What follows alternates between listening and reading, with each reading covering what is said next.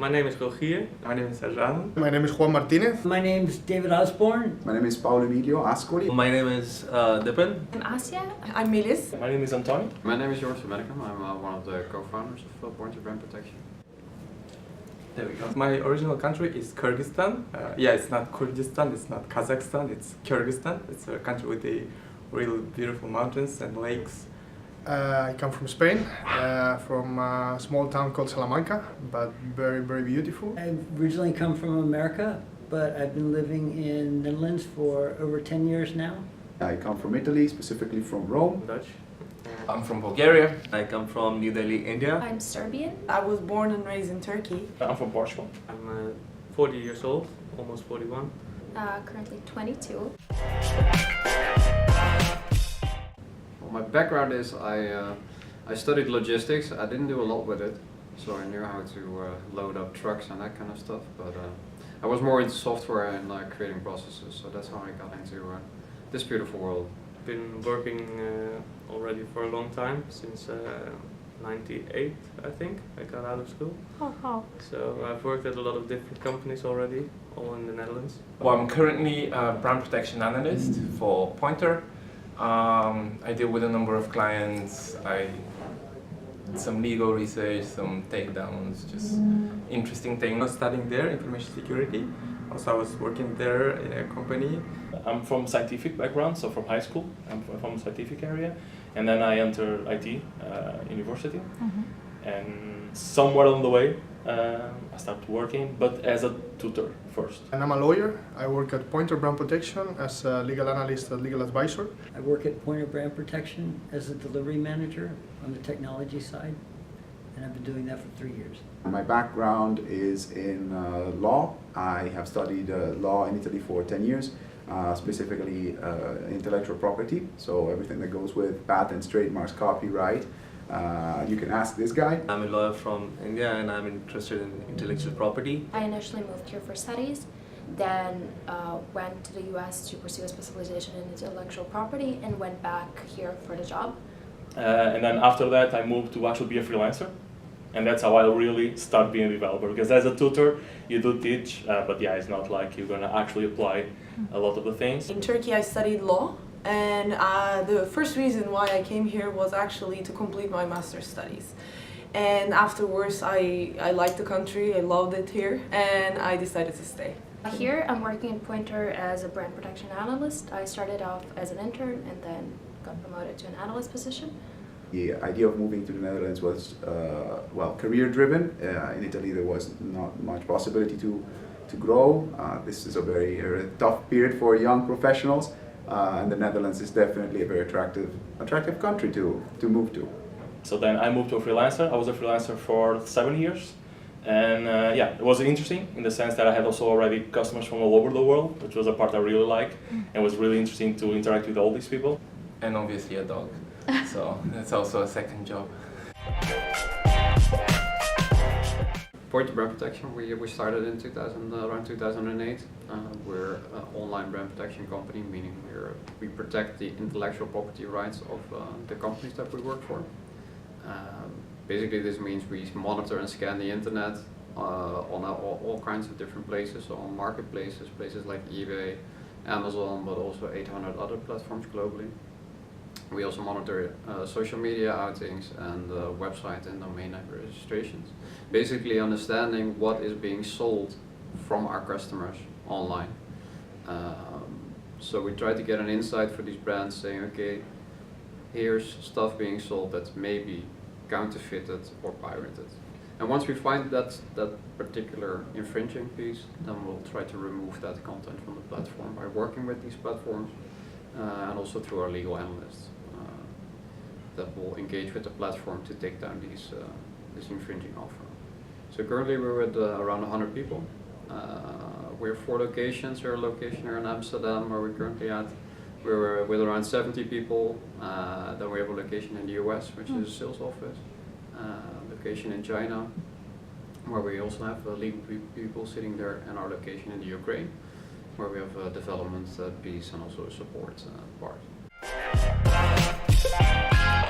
It was 2006, I think. At that time I was still a student, and a friend of mine came to me and he told me, he asked me, there was some stuff going on online for a customer of mine. He was a lawyer. So he asked me, well, you're a student, you have time enough. Please make an inventory of what all this bad stuff is going on online, because it was for his customer who was selling software and they were seeing pirated copies.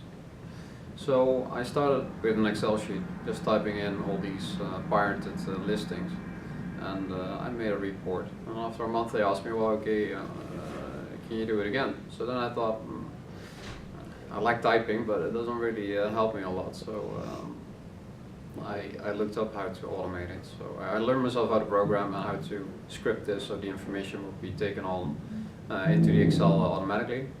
And well, then the ball started rolling from there, basically. Well, I think that there's always two things to this, right? On one hand, it's coincidence and luck, and the other one, it's just sheer willpower to continue. I think I had the luck that at that point in time, somebody asked me to look into something, and we came up to a process. And then afterwards, it's more about the willpower. So we saw it, but there was potential. And at that time, one of my roommates, so Robert, was also living in the student house, and I asked him 1 week, okay, can you have a look at it because I'm on holiday? And that's how we got to have a look at it together. And after a while, we saw, well, we can approach companies as well, right, to give this service. So in the beginning, we were really focused on just the monitoring part on one hand, but more being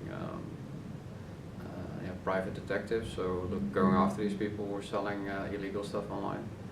And if you come into connection with a customer, it's always really good to listen and to understand what they need. So after a while we understood that they needed more information, and they needed more support, and they needed more legal support. So basically this small little project grew bigger and bigger from there on. Yeah. No, there's several other competitors. I think globally we have around 5 competitors. So there's around 5 companies doing more or less the same thing. Some companies have been around for quite a long time, and other ones are more younger and upcoming and having a different look at technology and how this can help companies to do a better job in protecting their intellectual property rights. It is a fairly interesting market in the sense that we're fighting crime, which makes people also drive here internally as well, looking at this as a global issue, right? Stuff being counterfeited, and also the working conditions in where this sometimes is created, this counterfeited goods, and the money that is flowing towards illegal structures globally from these profits. So one day, the language changed from Dutch to English because a person came into the company who didn't speak any English. So from that moment on, I think we were multicultural because everything needed to be in English. It hasn't been really an obvious decision to be multicultural, but it's also because we are in such a specialized field on two ends. So one end on the legal side, it's really a specialty, this protecting this intellectual property. So a lot of people from other countries want to work here because they're really interested into this topic, and there's not a lot of companies to work for. And on the other departments or development, there's always a shortage of people, so a lot of people from other countries come into the Netherlands, and we're happy to give them a place. And now I think we're around 30 nationalities on this floor alone here in Amsterdam with 65 people. And people take pride of it. It's nice to see, right? We celebrated with this beautiful day that everybody brought some food from the country and these kind of things. So. And you can learn a lot of languages if you want. Well, if I look at the situation today, I think it makes me proud. If I look around here, I mean, I see so many dedicated people coming from all over the world to work here and to protect the intellectual property rights of our customers.